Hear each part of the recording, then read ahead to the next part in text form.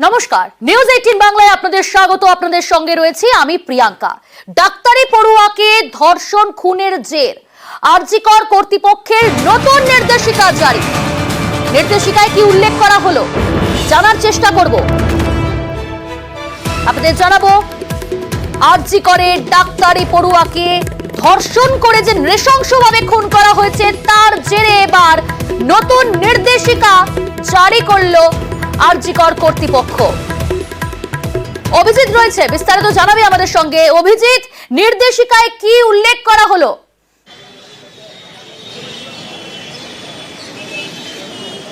প্রিয়াঙ্কা, নির্দেশিকায় যেটা বলা হয়েছে আরজি কর হাসপাতাল কর্তৃপক্ষের তরফ থেকে, যেটা যে হাসপাতালে পিপিপি মডেল অর্থাৎ বেসরকারি সরকারি মডেলের সঙ্গে যুক্ত বেসরকারি সংস্থার চুক্তিভিত্তিক কর্মীদের ইউনিফর্ম পরা বাধ্যতামূলক, গলায় ঝোলাতে হবে সচিত্র পরিচয়পত্র। এছাড়াও হাসপাতালের কর্মী এবং চুক্তিভিত্তিক কর্মীদেরও, অর্থাৎ এই আরজি কর হাসপাতালের যারা কর্মী এবং চুক্তিভিত্তিক কর্মী তাদেরকেও ওই বিভাগের নির্দিষ্ট কোনো পোশাক থাকলে তা পরা বাধ্যতামূলক। এবং এই গোটা নতুন নির্দেশিকা জারি করা হয়েছে। তবে যেটা বলা হচ্ছে যে এই যে এত বড় একটা ঘটনা ঘটলো, এই ঘটনার পরই এরকমভাবে কি টনক নড়ল? কারণ অতীতেও দেখা গেছে যখন কোনো ঘটনা ঘটে তারপরে এইরকমভাবে নিরাপত্তা বৃদ্ধি এবং বিভিন্ন নির্দেশিকা জারি করা হয়। সচিত্র পরিচয়পত্র অর্থাৎ আইডেন্টিটি কার্ড এবং এই যে পোশাক বিধি, এই পোশাক ইউনিফর্ম পরা, কিন্তু কয়েক মাস যেতে না যেতেই আবার জেকে সেই অবস্থা। তবে এইবার আরজি কর হাসপাতাল কর্তৃপক্ষ বলছেন যে তারা অত্যন্ত কঠোর পদক্ষেপ গ্রহণ করবে। যে সিকিউরিটি এজেন্সি এবং বিভিন্ন যে বেসরকারি এজেন্সিগুলো আছে যারা হাসপাতালে কর্মী নিয়োগ করেন, তাদের প্রত্যেকের ক্ষেত্রে এই সচিত্র পরিচয়পত্র ঝোলানো এবং নির্দিষ্ট যে ইউনিফর্ম, সেই ইউনিফর্ম পরা বাধ্যতামূলক। এবং হাসপাতালের যারা কর্মী আছেন এবং চুক্তিভিত্তিক কর্মী আছেন তাদেরকেও যেই ডিপার্টমেন্টের যেরকম ইউনিফর্ম, সেই ইউনিফর্ম পরতেই হবে। এবং সেক্ষেত্রেই আজকে এই নির্দেশিকা জারি করা হয়েছে। প্রিয়াঙ্কা, সঙ্গে থাকো অভিজিৎ। আপনাদের জানিয়ে রাখবো, হাসপাতালের নিরাপত্তা এবং নজরদারিতে জোরদার করা হয়েছে। এবং শুধু তাই নয়, নতুন নির্দেশিকায় বেশ কয়েকটি গুরুত্বপূর্ণ বিষয় কিন্তু উল্লেখ করা হয়েছে। এদিকে আরজি করে নতুন তরুণী চিকিৎসক, সেই তরুণী চিকিৎসককে ধর্ষণ করে খুন। আজ ওদিকে দিকে প্রতিবাদ বিক্ষোভে জুনিয়র ডাক্তাররা। আরজি করে এই অবস্থান বিক্ষোভে সামিল হয়েছে ইন্টার্নদের একাংশ। আমাদের সঙ্গে রয়েছে আমাদের প্রতিনিধি অভিজিৎ, আজকেও সকাল থেকে আরজি করে যে ডাক্তারি পড়ুয়াকে ধর্ষণ করে নৃশংসভাবে খুন করা হয়েছে তারও প্রতিবাদ আমরা দেখতে পাচ্ছি। তুমি রয়েছো আরজি করে, কি বলছেন সেখানকার পড়ুয়ারা, ইন্টার্নরা? তারা আজও সামিল হয়েছেন, অবস্থান বিক্ষোভ করছেন।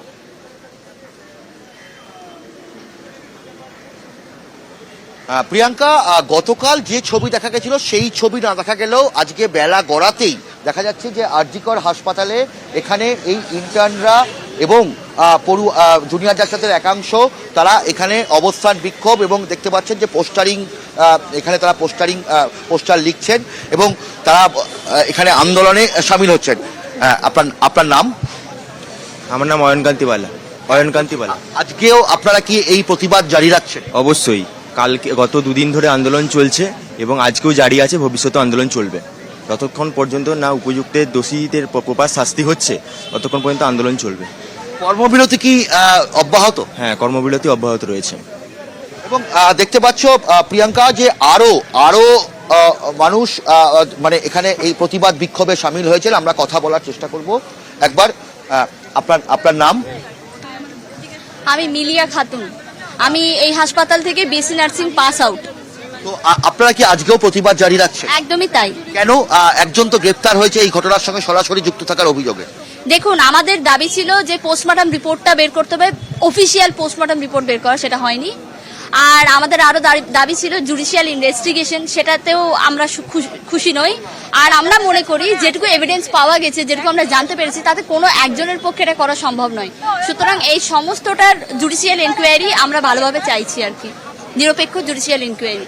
এবং এইভাবেই বলা যেতে পারে যে কর্মবিরতি যেমন ভাবে চলছে তেমন ভাবেই এখানে ছাত্রদের এবং জুনিয়র ডাক্তারদের একাংশ তারা আজকেও আন্দোলন বজায় রেখেছে এবং এখানে আরজিকর হাসপাতালের জরুরি বিভাগের সামনে তারা এখানে অবস্থান বিক্ষোভে সামিল হয়েছে। প্রিয়াঙ্কা, ধন্যবাদ।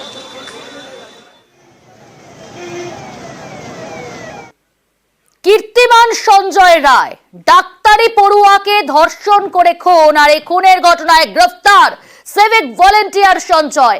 অপরাধীর পর তথ্য প্রমাণ লোপাটের চেষ্টা, তাই নয়, জুতো জামায় থাকা রক্তের যে দাগ, সেই রক্তের দাগ ধুয়ে প্রমাণ লোপাটের চেষ্টা, জেরায় স্বীকার করেছে সঞ্জয়, দাবি করছে পুলিশ।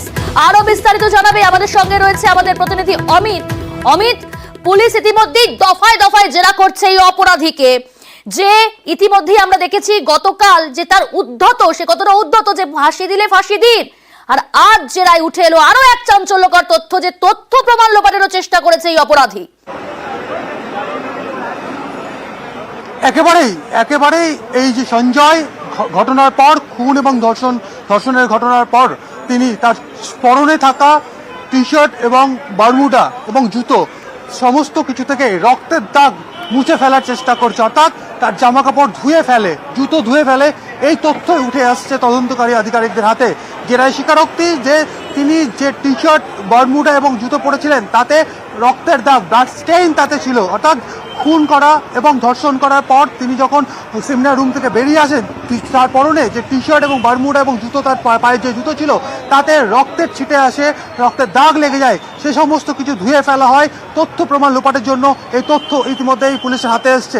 এমনকি সে ওই সময়, ঘটনার সময় যে টি শার্ট, বারমুডা এবং জুতো পরেছিল সমস্ত কিছুই বাজেয়াপ্ত করা হয়েছে পুলিশের তরফে, এবং সমস্ত কিছু ফরেন্সিক টেস্ট করা হবে পুলিশের তরফে, এমনটাই কিন্তু পুলিশ সূত্র থেকে জানতে পারছি। এই জায়গা থেকেই বোঝা যাচ্ছে যে ঘটনা ঘটানোর পরে তথ্য প্রমাণ লোপাটের সে চেষ্টা করেছে, কারণ তার শরীর, তার পরনে যে টি শার্ট বা বারমুডা ছিল তাতে রক্তের ছিটে এসে পড়ে, রক্তের দাগ তাতে লেগে যায়, সেই দাগ তোলার জন্য জামা কাপড় ধুয়ে ফেলেছিল। এই তথ্য উঠে আসছে তদন্তকারী আধিকারিকদের হাতে। বেশ, সঙ্গে থাকো।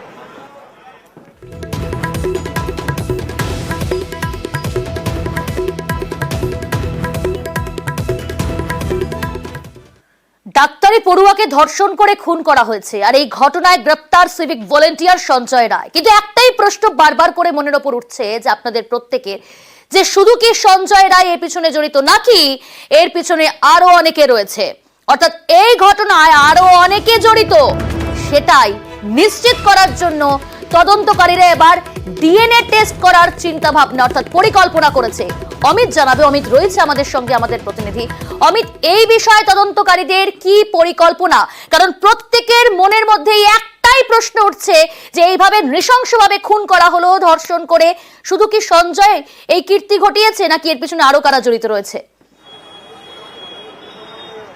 শুধুমাত্র কি সঞ্জয় অপরাধের সঙ্গে যুক্ত, নাকি সঞ্জয়ের সঙ্গে অন্য কোনো সঙ্গী ওই দিন ওই ঘরে উপস্থিত ছিল, সেই বিষয়টি এখন দেখা হচ্ছে তদন্তকারী আধিকারিকদের তরফে।